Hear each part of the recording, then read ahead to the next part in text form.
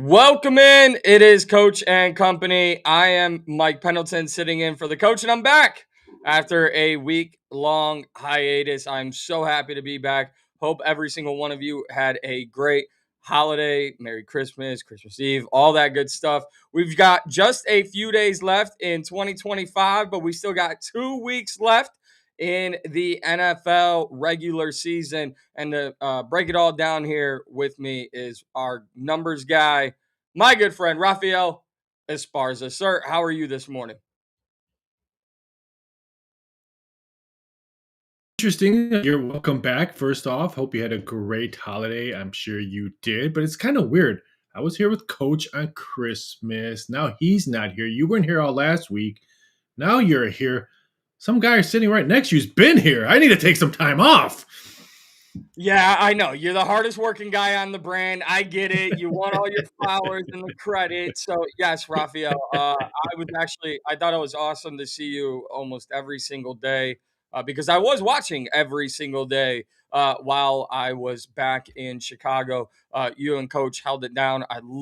Absolutely loved the Christmas show.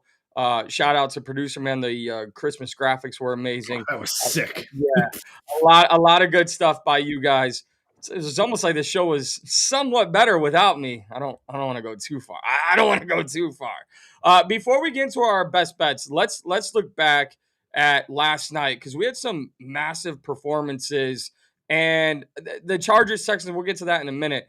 But when you talk about a team that absolutely had to have it, Rafael, Derrick Henry shows up, career high in rushing attempts, 4 touchdowns, over 200 yards.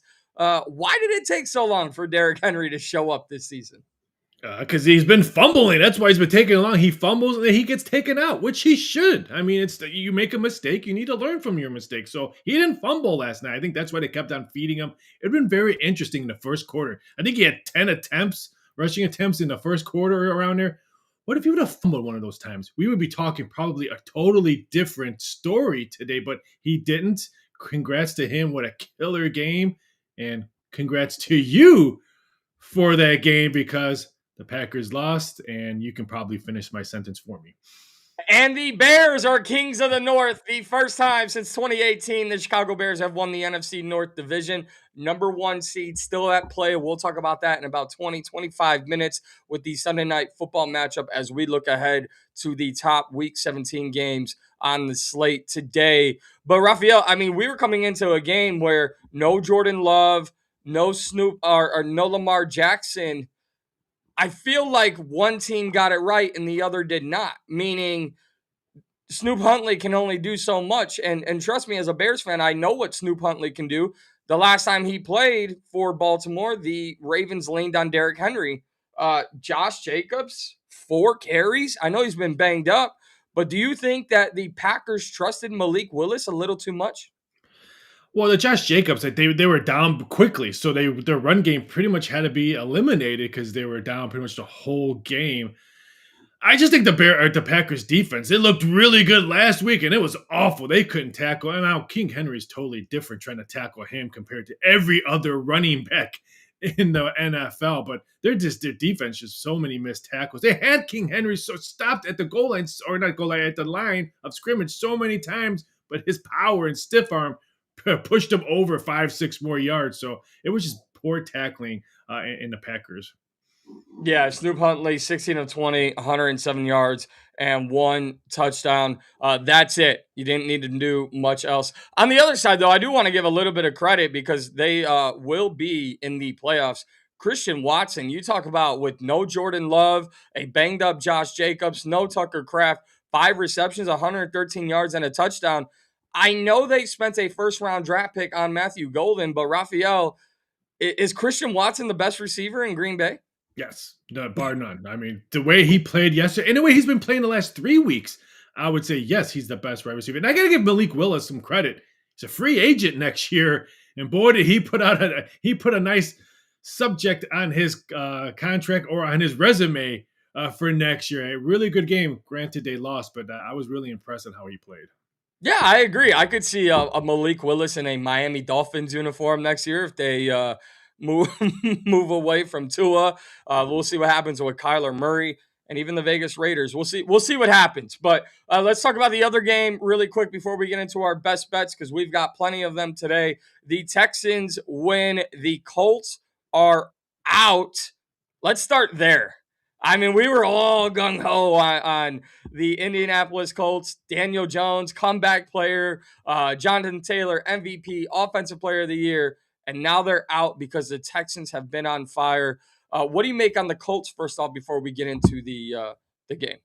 I think they just when Jones got hurt, everyone just sucked the air out of that momentum. Granted, they brought a 44-year guy to try to bring some leadership into that locker room, but leadership and athleticism are two totally different things when you're trying to win a ball game. So once Daniel Jones went out, and then the defense of Houston probably getting better and better each game they play, I think it was just too much for them.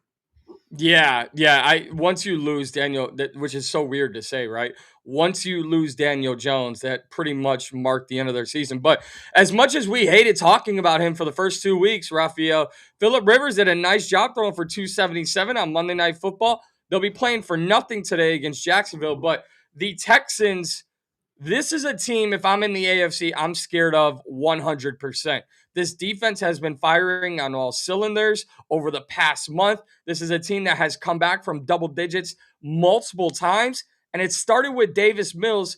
Are the Texans one of the best coached teams in the NFL?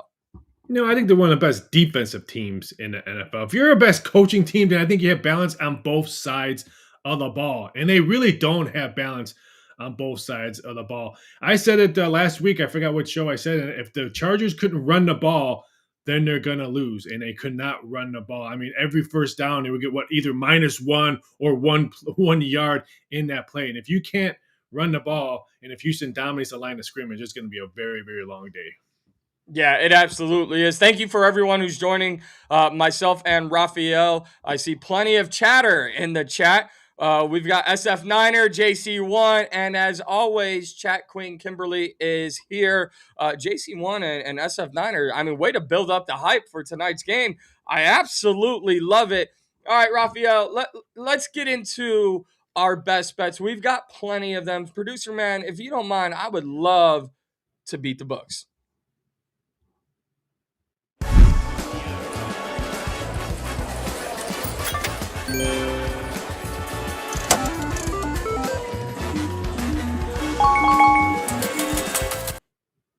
All right, Raphael, I'm going to go ahead and let you get started. You've got 3 big plays for us today. What do you got? Yeah, the first, I'm going to take the Tennessee Titans team total over 19.5. The coach stole my Saints play because I really like the Saints, but I think we're going to see a lot of points scored in this one. I like the Titans to put up at least 20-plus points. Tons of injuries on the Saints defensive side, so I think the rookie quarterback Ward can probably pick apart that secondary. Titans have hit this 3 straight games, 4 out of 5, so wouldn't shock me to see if both teams hit the 20 points. You can grab that at DraftKings. I think it's a little bit plus money right now. Last time I saw it was plus 103, so give me the Titans team total over. And then I hate to say SGP this, but I'm going 2 plays in the same game. Go to the Raiders +2, and this is hard handicapping. I was handicapping this game the whole night, and the reason why I like the Raiders +2, because I want Tommy to be in a good state on Monday Night Football, so the Giants have the worst record. So I think the Raiders win this one. Give me the Raiders +2. The New York Giants have dropped 21 out of their last 24 road games. I am blown away that the Raiders are +2 at home, even though I know management wants to tank. But I think these players still want to win this home game in front of their home crowd. So give me the Raiders. And I'll take Geno Smith over 199.5 passing yards. He's hit this 3 out of his last 5 games. In his career against the Giants, he has thrown for 606 passing yards, 4 TDs. I think he goes over 200 yards tonight. Raphael, I'm going to go next, and then if you can, I'm going to have you read the coach's picks, and I'll take Brandon's. I am going with the Steelers team total over 19.5. Little juicy at -125, but for me, the Steelers have to have this game for Week 18 to be important, and important it will be. They're playing the Cleveland Browns. I know there's no DK Metcalf, but I really like Aaron Rodgers. And more importantly, if you're looking for a player prop, Kenneth Gainwell and Jaylen Warren will be heavily featured. I like both of them for their rushing receiving yards. I like both of them for anytime touchdowns. I really love the Steelers in this matchup because they absolutely have to have it. And another guy who absolutely has to have it, Baker Mayfield, give me him over 1.5 passing touchdowns at a minus 105. I thought this number would have been a little juicier going up against the Miami Dolphins. But when I look at, again, I only took 2 plays. Normally I take 4. I'm looking at just 3 or 4 games of teams that absolutely have to have it today. And Bucky Irving's very good, but I think in order to beat the Dolphins, Baker Mayfield's going to have a big game. So I like Baker Mayfield and the Steelers today. Rafael, go ahead with coaches' plays. Well, he stole my pick because he's quick on the email. He's got the Saints today at -2. I love the Saints play. Or I'm sorry, he has got him on the money line. I apologize, at -127. I would still take him on the points as well. Saints have won 3 straight and covered 4 straight games. And rookie Tyler Shuck, who has not have an oyster endorsement. I don't understand why he doesn't have an oyster endorsement yet, because he can be shucking oysters all day long. He's been really good, especially on the road in a high-scoring game. I think he outdoes the number 1 QB Cam Ward today. So I like the Saints in this play. He's got the Jags who are playing. We don't want to even play this game. Indianapolis Colts, who are thinking about Cancun right now. He's got the Jags -6. I would take this weight all the way up to 7. Some books just moved it down, so take an eye on this one. But I like the Jags. Their defense that no one talks about is playing some of the best football, and Jacksonville is playing some of the best football that no one is talking about. I'm going to hit Brandon. Brandon's got 5 plays, and I'm going to go in order, even though I would like to address his first pick last. He's got the Bears on the money line, plus 160 there. We'll break that game down here in about 15 minutes, but plenty of injury news to follow for Sunday Night Football. Patriots -13.5. This is a team, again, they don't need to have this win, Rafael, but this is a team that they need to get it right as they inch towards the playoffs. So I'm very interested to see how the Patriots do, obviously taking on the New York Jets today. And then Jonathan Taylor under 96.5 rush and receiving yards at a -115. You just mentioned it with the Colts. So we will see. I don't know. Jacksonville's defense has been on fire, so I really like that play. And then Jackson Dart, anytime touchdown, plus 190. You would like to believe Jackson Dart is not running the ball consistently against the Raiders, but I think the Giants are going to do very well in a game that I actually do want to talk about here in a moment. But I do want to address one thing.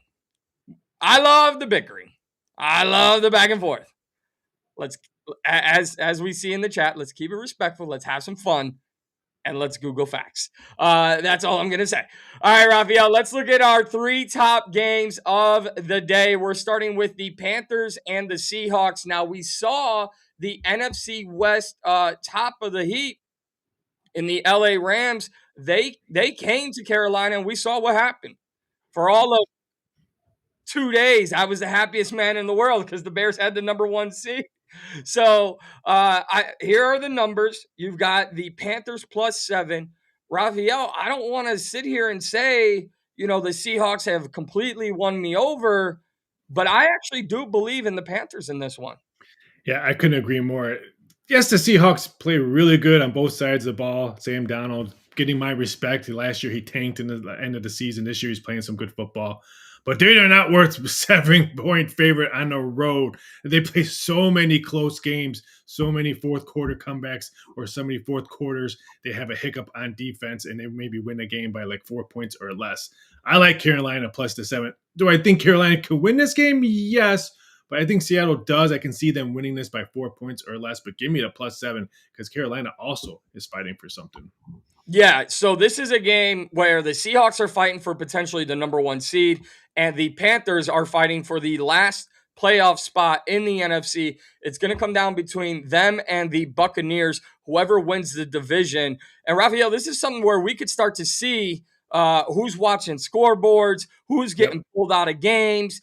This is fascinating. I love this for the bettors because this is a game happening at 1:00 Eastern where the Seahawks can't watch for the 49ers until late at night. So I do expect the Seahawks to play up to their potential in this one. But I have to go back. Are you fully convinced on Sam Darnold after him leading them to a comeback? over the LA Rams on Thursday Night Football last week? Or do you think luck just played in their favor? No, I think he's learned his lessons. I think he has a better offensive line than he did last year, especially with the injuries that Minnesota had in the end of the season. So I think he's got more comfortable the more time he's played in Seattle. So I think he's finally saw that, hey, you know what? I've had some success in the month of December. I think that's huge for mental and momentum for the team. Well, we saw JSN, Jackson Smith and Jigba, did not have a single catch in the first half against the Rams, and then he just lit it up in the second half and in overtime. You look at this number, it's at 42 and a half. The weather conditions, I'll get to you in a second. But when you look at these two teams, do you expect a high scoring total in this one? I mean, the total screams to me, as coach would say, yuck, because I can see a low scoring just because on how Seattle plays defense. Now, if Carolina could run the ball and maybe push their momentum and their success on maybe the tight ends or maybe some screen passes to separate some of the line of scrimmage that could build up, then I think Carolina can push some touchdowns in. It's just that's a perfect number. If I made this number 43, it opened up at 42 and a half. So it's a really good perfect number for me. I don't have anything about the over or under. But if I like Seattle to win this game, may not cover it, then I probably look at maybe towards the under a little bit. 52 degrees, only a 3% chance of rain. I thought this was December football weather, but not in Carolina. So for me, the weather does matter here today, and I like the over in this one. The biggest question, I mean, it comes down to this, Rafael. When we look at both sides, I think the Panthers have a very underrated defense. The Seahawks continuously have a very good defense. Which quarterback, with their playoff lives on the line, Rafael, who do you trust more today on December 28, 2025? Bryce Young or Sam Darnold? Sam Donald. Just because he's got the defense that can probably put him in some good field position where he doesn't have to go 90 plus yards to score a touchdown. I think it's because of the defense. Okay. All right. Well, I'm with you. I like the +7 here for the Panthers. Do I believe they can win this game? I do. But if you're getting a touchdown, I would take the +7, and I'm going to take the over in this one as well. Before we move to our next game, and it's one of the biggest games, that's why it's the lone 425 slot. There is a question in the chat for you, Rafael. From Bruce Green? Do you like the Jaguars team total over? I did yesterday when maybe the Colts had something to play for, but not now. I mean, I just think what the Jacksonville Jaguars are going to do is just try to get in and not get hurt and go home. So I don't like it. Not at this game. I hate to say it doesn't mean anything because some of these Colts players are playing for incentives, contracts for next year. I hate to use the word doesn't mean anything, but I can see if the Jacksonville builds a nice lead, they just want to escape injuries. See, for me, Rafael, I'm so conflicted, like especially here as a Bears fan, because you have teams who are looking to make a playoff run. Excuse me. Oh my goodness. All right. Winter cold season is here, guys. I apologize for that. But I look at teams like the Bears, they have to rest players, right? To a certain extent.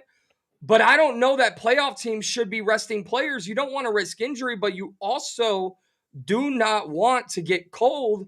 So I look at the Jacksonville Jaguars, and there's still a chance, I believe, that they can come up with the number one seed.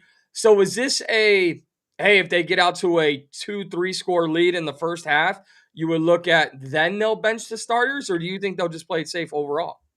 They'll play it safe overall. I didn't say rest tip. I don't think any of the players are resting. I think that rest factor was eliminated when the New York Giants went into the won that Super Bowl run as with a wild card, and everyone else was resting before the playoffs started, and then those teams lost. So you don't really hear that much about resting players, stuff like that. I just think the Jags were just going to play a very conservative game, especially if they have the lead.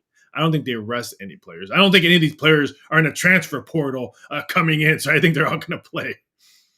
Yeah, well, if it was the transfer portal, we know Trevor Lawrence wouldn't be going anywhere because Clemson doesn't believe in those things. So I do like the team total, but Bruce, you asked Raphael, so there you go. All right, let's get to game number 2, and what a game it is going to be. The Eagles do not have much to play for except a little self-pride and respect. They've got the NFC East wrapped up. Raphael, you see the numbers here. The Bills -2.5, that total at 44.5.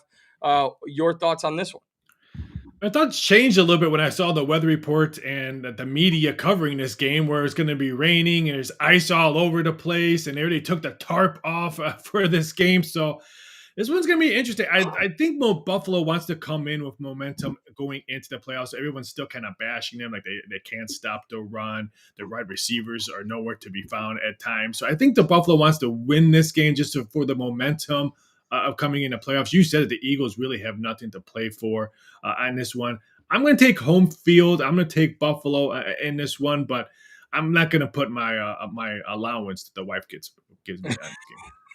You and that allowance is absolutely hilarious. I love the Bills in this one. I believe that the Bills want to get it right. I look at the Bills very similar to the Baltimore Ravens. The difference is here, the Bills will have their starting quarterback.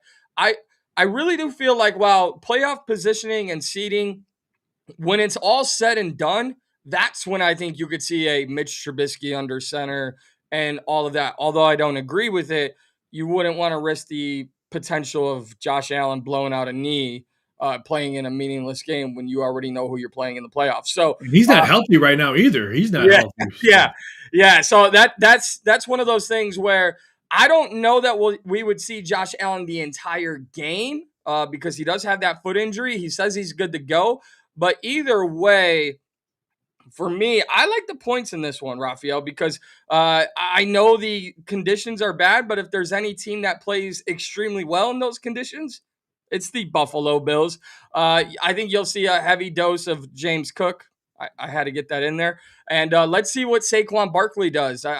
This Eagles offense has not been clicking all season, so I'm very interested to see where the Eagles go offensively for this one. A big loss for the Eagles, however, on defense. Nakobe Dean is out for this game.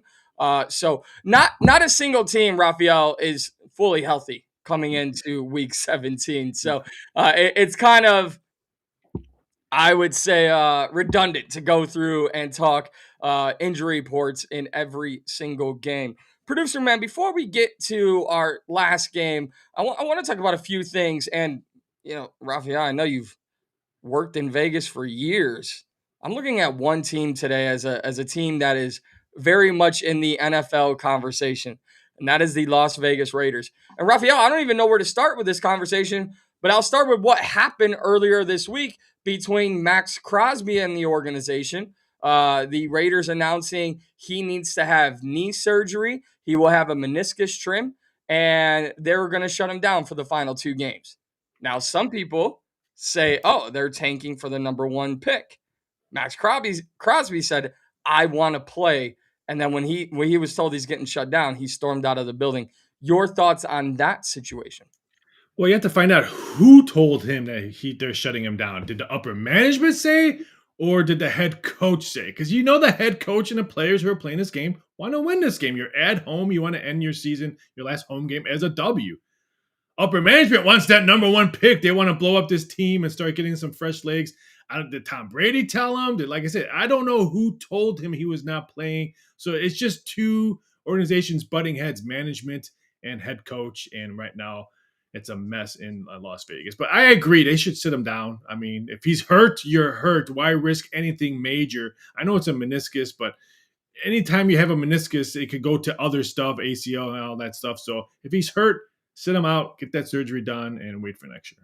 Well, from the video I saw, it was Pete Carroll who put the blame on himself, saying he told Max Crosby they're shutting him down and that'll be it. He said he understood Max's frustration because he's a gamer and a winner and a real football player. I think, honestly, Ravi, I'm going to go to the other side. I think it's extremely bad for the Raiders organization. You're telling your star player, nah, we're good. Let's get you healthy ahead of time. I know you want to finish out these 2 games. If this was a brand new injury, that's one thing. He's been playing injured all season. So if you really wanted to shut him down, you had 6 games ago to do so. I think it sends a bad message to him. I think it sends a bad message to the locker room. And I would not be surprised if Max Crosby's future is in doubt in Las Vegas. To the other side of that, Well, let me cut you Yeah, off go on ahead, there go ahead. because my sources who actually work for the Las Vegas Review Journal, the paper there, they're telling me that management told the head coach to tell him. So I think that's why we're hearing butting heads from upper management and the head coach. I mean, yeah, Pete Carroll probably had to tell him because he's the head coach, but did Pete Carroll get the message from upper management to say that? Yeah, either way, it's not a great conversation to have, no matter who's saying it. But on the other side of that, with the Raiders, they're playing Ashton Genty, their prize golden ticket first round pick from this year. You talk about a team not wanting to risk their future. Raphael, the Raiders and Giants meet today, and whoever loses will be in full control of the number one pick in the 2026 draft. We've seen the Giants struggle with Jackson Dart and his concussions and health issues. We've seen Ashton Genty not be the guy that we all thought he would be coming into the NFL. What is your take on both of these teams playing their young rookie stars when there's a number one pick on the line? Well, you mentioned Gentry didn't have the season we were all expecting. So yes, give him the reps. He needs reps. This is the NFL. This isn't Mountain West football, Boise State. This is the NFL. So I'm okay with him giving the reps. Now, are they going to give him it 25 to 30 attempts today? Probably not, but I'm okay with it because he's a rookie. Max Crosby isn't a rookie. We're not. Jackson Dart is a quarterback. Those are two different positions than a running back. And I'm sorry to say, running backs are a dime a dozen. Yes, you drafted high for him, but a running back is a dime a dozen. Yeah, I know one team in the NFC North that found a gem in a seventh round Yeah, rookie, Coachman guy. I'm just saying, I don't want to make everything about the Bears, you but I do do. want to make this next conversation about the Chicago Bears our third and final spotlight game of the day. And it's not even happening during the day, it's happening on Sunday night football. The Bears and the 49ers. You see the numbers there on your screen, plus 165 on the money line, plus 3.5 with the points, and 52.5. That's a big number. Raphael, let's start first and foremost your initial thoughts on this game. My initial thoughts was the 49ers just because if Brock Purdy plays like he did last game, boy, the Bears are in trouble because he was red hot. Then the reports came out that the flu bug is all over Chicago and they're still missing some key pieces on defense. That kind of little scared me. I think that's why it's 3.5. That is why we're probably going to see 4.5. And I know there's no George Kittle, but how healthy is George Kittle anyways a season long? It's not like this is his first game he's ever missed for the San Francisco 49ers. The health of the Bears, the sickness of the Bear sickness already got to Mikey. He already sneezed once on the show. So I'm a little bit worried for the Bears defensive health. I think Caleb Williams and I think their offense will be there. I'm just a little bit worried on the Bears D side. Yeah, and I'm actually right there with you 100%. So let's talk about it very, very quickly. Darnell Wright, the great right tackle for the Bears, he's questionable with an illness. Nashawn Wright, the Pro Bowl snub corner, he's questionable. TJ Edwards, he's questionable. CJ Gardner Johnson, he's questionable. So I even saw a tweet saying Bears players were wearing masks getting on the bus to get onto the team plane a few days ago. So obviously the illness bug is there. Now you're right, Raphael. On the Niners side, George Kittle, according to ESPN, unlikely to play in this game, while Ricky Pearsall is expected to play. This will come down to the Bears defense and their limitations, depending on who's in and who's out, and the 49ers offense with their limitations. So when you have questions on both sides of the ball for both teams, I ask you about that 52.5. If Brock Purdy is Brock Purdy that we saw last week, then this one goes over. Because I think Caleb Williams, which I think he throws for 2 touchdown passes, I think he's hit this 3 or 4 straight games. I think Caleb Williams also has a nice game. But I just think Brock Purdy is going to have another nice game.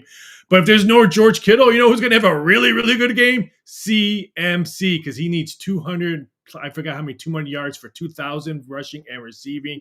And if there's no Kittle, there's going to be a lot of rushing attempts for CMC and a lot of screen passes for CMC. So I think he has a big game. I think it's only 114, 115 rushing and receiving yards today. I would bet that all the way up to maybe 120. I think he has a really key game. If the Bears can't tackle him, it's going to be a long evening for the Bears defense. All right, producer man, we'll go ahead and drop Raphael off after that comment. It's actually he's at 1888 on the season, so I'm gonna go ahead and give the 49ers a gift. I know Christmas has passed. We're gonna go ahead and let Christian McCaffrey get 12 yards, and then he's going to go out for the game, and he can get 100 next week over whoever the hell they're playing, and the Bears defense will shut down McCaffrey. No, but here, okay, so Rafael, since you're talking about McCaffrey, I have to go to the other side here, and there is one crazy stat around the Chicago Bears, one that we did not see in the chat earlier today, and they have never had a 4,000-yard passer in the Yep. history of their franchise. Caleb Williams sitting at 3,400. I know that the Bears are a run-heavy offense. That's where they are the most successful. You said you could see Caleb Williams having a good game. If he gets even close to 300 yards, Raphael, my question to you is, do we see the Bears trot him out there next week to try to get to 4,000? First of all, he's not throwing for 300 yards today because you said in your first sentence the Bears are a run happy team. And if you if you don't want CMC to beat you, you know what you do? You run the ball and let CMC watch the game. I think Caleb Williams throws for 220, 230 today, but I do not see him going for 300. Sorry, Mikey. Well, listen, you can't act like I'm crazy asking the question. 44-year-old Phillip Rivers just threw for 277 on the Niners. But how many attempts did Taylor have in that game? He didn't have any, not that many rushing attempts. The Bears are going to run the ball. All right. Well, maybe they don't, and I get proof. It's going to be 52 at kickoff. That game starting at 8:20 Eastern. Because we're talking about it, Raphael, I do have to ask you, Caleb Williams, his number right now, 226.5. Do you like that? Would you bet it under? What do you like? I would wait to see if this comes down. That's a perfect number. Like I said, I think he goes for anywhere between 222, 230. It's in between that number. It's a really good number. I would wait to see what the betting public does. If I am looking to bet it over, but I'm going to see if I can get a better number. Now, the last thing I will say, and this is all because I have to die on the kiss up Mountain Hill for Caleb Williams, 18 sacks. That's how many the 49ers have as a team this season. Dead last. The only team under 20. Raphael, Danielle Hunter and Will Anderson for the Houston Texans combined have more sacks than the 49ers. So even with question marks on the offensive line, I feel like this could be a game where we see Caleb Williams operate with possibly the cleanest pocket. But what we know of him is he makes his best plays out of the pocket under controlled chaos. So this is a very interesting game given where we are with teams clinching their divisions like the Bears, but both the 49ers and Chicago fighting for a potential number one seed. Do you think we'll see a full game, starters all out there, one of the more entertaining games of the day today? Yes, all the starters will be out there unless they're sneezing and coughing. Then they probably won't be out there. But that's probably the biggest factor for me in this game is the health on the Bears D side. I mean, I think both offenses, and I'm even throwing with Kittle not playing. I think both offenses are going to put on a show. I'm just a little skeptic on the Bears defense because injuries before the flu bug hit them. So I think that has to be a big factor. So are you looking at the over here on this one then at 52.5? You know what? I thought this number was going to go a little bit higher, maybe to 53, but 3 books moved it this morning to 51.5. I want to see how low it is. If this goes to 51, then I'm all in on dissecting this game to look at the over. So, given just your track record and how you've always broken down games here for us every single day here at the Coaching Company brand, is this where you would caution the viewers and fans to maybe specifically watch that 4 o'clock, 4:25 game between the Eagles and Bills, which I'm going to assume will be a heavy bet game, and no matter how that outcome is, maybe that affects how people will bet the Sunday night game? Would that be accurate? Yeah, that is accurate, but every Sunday night game is going to get a lot of action. People chasing, people hedging. If they have a parlay, that's the only game that they need. So every Sunday night football game needs to be approached different than a 1 o'clock game and a 4 o'clock game because so much action is bet on that sport or on that last game because of the time slot. All right, well, those are the games we have. And tomorrow night, I know we'll have the Monday night grind for the last time because it is the last Monday night We football. need coach into into the lounge tomorrow. I'm gonna pick like a 99 one just to get him in. I mean, we should maybe throw him a ball and say he can pick a 5-1 or a 6-1. I honestly feel like we should just give them one on each side. Like I think we should give them a pick on each side, I like and that one better. and one of them should be Bijan Robinson, and the other should be Kyron Williams. I just give him that. I hope he's not watching right now. I don't. You know what? I don't think he is. But hello. Wait. All right. Sorry. No. I listen. I didn't want to say it. You took the words right out of my mouth. So you said it, not me. I'll take blame on that. That was me. That was me. we do have our last Monday night grind tomorrow. It is a relatively important game, at least on the Rams side. And for Kirk Cousins, I would say, Raphael, he's still playing for a contract somewhere, whether it's in Atlanta or it's to show the Falcons that he's worth it. Do you think the Falcons will just lay down, or do you think we'll see them actually fight here? No, they're at home. I don't think they're just going to lay down. I'm excited to see the Rams. Everyone still thinks the Rams are the best team in the NFL, even after they lost in Seattle. So should be a very interesting game because I think the Falcons players, Bijan, a tight end, his name escaped my head right away, but I think both of those guys can have big games. So I'm excited for Monday Night Football. Raphael, before we get out of here, before we give our final takes, let's talk about, we didn't key on a ton of big games. We only featured 3. But looking at the AFC, the Broncos have clinched the AFC West. The Chargers have clinched the wild card. That means the Patriots, Jaguars, Steelers, Bills, Texans, and the Ravens, 6 teams still have to figure out their playoff seeding and their positions. Do you feel like we're going to see some high level action, especially in the always competitive AFC across the board today? I do. I think we'll see Jacksonville come out strong and fade away in the second half, just escape injuries. It's going to be very interesting what Pittsburgh does on the road for horrible, horrible weather. I think the field is really bad, so that's going to be very interesting. It's a kicking game on that one, so I think some weather and it could be implicated in today's games. But I think we're going to see some very entertaining games and some seedings being very questionable as we go on tomorrow's show. And on the NFC side, we've got the Seahawks, number 1 seed right now, but they have not clinched a division. The Bears and the Eagles have the Panthers, Bucks, Niners, Rams, all fighting for playoff positioning. The Packers have clinched the wild card. I believe they'll sit at the 7th seed. I just have to get one more Bears question in for you, Raphael. I just have to.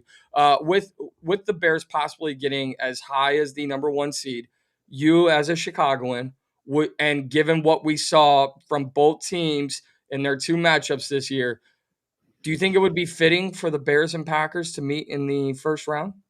You could, but I mean, I don't want to be disrespectful to the Bears fans watching and to yourself. If you lose today, the sky is not falling. Just take a deep breath, close your eyes, and think about where you're at. Yeah, every Bears fan did not believe they were going to be in this position right now. If you lose today, it's a bad travel game. Just going to San Francisco in week 17, it's a bad travel. Then you throw sickness and injuries involved. Think about week 18. Take a deep breath. If you lose this game, the sky is not falling because you're still in the playoffs, which a lot of people didn't think the Bears would be in. Very well said, my friend. I couldn't agree more. Let's lock it in with our best bets. Let's just bring them up. And we've got the 4 of us. We've got Coach, Brandon, myself, and you. I know you've got 3 big plays. For those who weren't here in the beginning of the show, what do you got for them today? I get the Titans team total over 19.5. I just think the Titans and Saints, both of them hit the 20 mark. So I think we see a little bit of a high scoring game on that one. Raiders +2, because it's a Tommy play. I want him to be happy in a Monday night grind. So he gets the number 1 pick, his New York Giants. I'll take the Raiders +2 at home. And if the Raiders are going to win, that's why I like Geno Smith over 199 passing yards. 3 games career against the Giants. He's had really good success, throwing for over 600 yards and 4 TD passes. All right. And I like the Steelers team total over 19.5. Shout out to you, chat queen Kimberly. I thought I'd get a little bit of love from her in the chat. I haven't, so I guess that's fine. I thought the holidays were still here.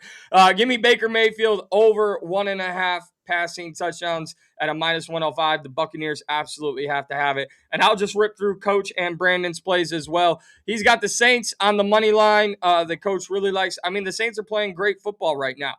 So I really like that play from Coach as well. And then the Jaguars -6. You heard Raphael and I talking about this game at nauseum, taking on the Indianapolis Colts. The Jaguars should get a lead and hang on to that lead pretty easily. Brandon likes Bears on the money line at a +160. He likes the Patriots -13.5. Jonathan Taylor under 96.5 rush and receiving yards. And Jackson Dart, Tommy C's quarterback, with an anytime touchdown plus money +190. Those are our best bets. Raphael, before we get out of here, your takeaways as we head in, your final thoughts, I should say, as we head into week 17 in the NFL. Well, before I get my final thoughts, I forgot to mention that Kim, I'm sorry for your loss over the weekend. She lost a pet. That's the worst feeling in the world, especially during the holidays. So my condolences to you on that. Absolutely. Should very, very interesting week 17. We got some interesting games, but let's face it, it's all keyed on to tonight's game. I mean, we have some good matchups, but the Bears 49ers, I think that's what everyone's going to pretty much talk about.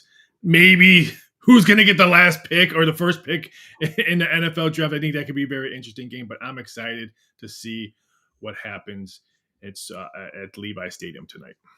I'm going to echo your same sentiments there, Raphael. Our thoughts go out to our chat queen, Kimberly. Can't imagine, especially during the holidays, this pain. You've got a family here, right here at the brand. So we all got your back, Kimberly. You come hang out with us. We'll make sure we do our part to help you get through this. And for week 17, Raphael, you said it perfectly. I'm actually watching the 1 o'clock slate. Does Aaron Rodgers pull it out of his bag? Can he lead the Steelers to a must-win Week 18 against the Baltimore Ravens? Or does Shedeur Sanders, one of my guy, putting up the watch, does he upset the Steelers and really put the Browns franchise on notice that he's the guy? And then you got two big ones in the NFC South, Tampa Bay at Miami, the Panthers playing host to the Seahawks. We've got early good action, and with the beautiful multi-views we get on Sunday Ticket, I'm taking full advantage of them today. And at 4 o'clock, Raphael, are you kidding me? Who doesn't want to watch the battle of the worst in the Raiders and the Giants? Or I guess you could watch the Eagles and the Bills. Do you like torture or do you like good football? And then, as you said, it all leads into Sunday Night Football. And I'm not going to sit here and declare the Bears the NFC North Kings. Oh, wait, they are. First time since 2018, their 5th division title since, I believe, 2000. So sometimes getting that out there really helps. Don't sleep on the Florida. There's like the Battle of Florida, Tampa Bay and Miami. I think that's going to be a good game as well. Yeah, Tampa Bay, Miami. We'll see if Quinn Ewers makes a run for himself, puts himself out there. But again, I'm on Baker Mayfield. That's a team that absolutely has to have it. Excuse me. But that is all for us today, producer man. Obviously, he already knew. Thank you all for welcoming me back. I am so happy to be here. So delighted that Coach gave me the opportunity to sit in for him while he is visiting his family for the holidays. Happy holidays to you all. You have our plays. You know where to take them. You know what to do. Just remember, there's only 2 weeks left in the NFL regular season. Some of us have plans into January. Others, you'll just come hang out with us here at the Coach and Company brand live every single weekday, Monday through Friday at 10 a.m. Eastern on Stadium, YouTube, and socials. I want to thank everyone for joining us. We've got big games all over the schedule slate today. So for Raphael, for producer man, I am Mike Pendleton. We will see you tomorrow morning right here at Coach and Company.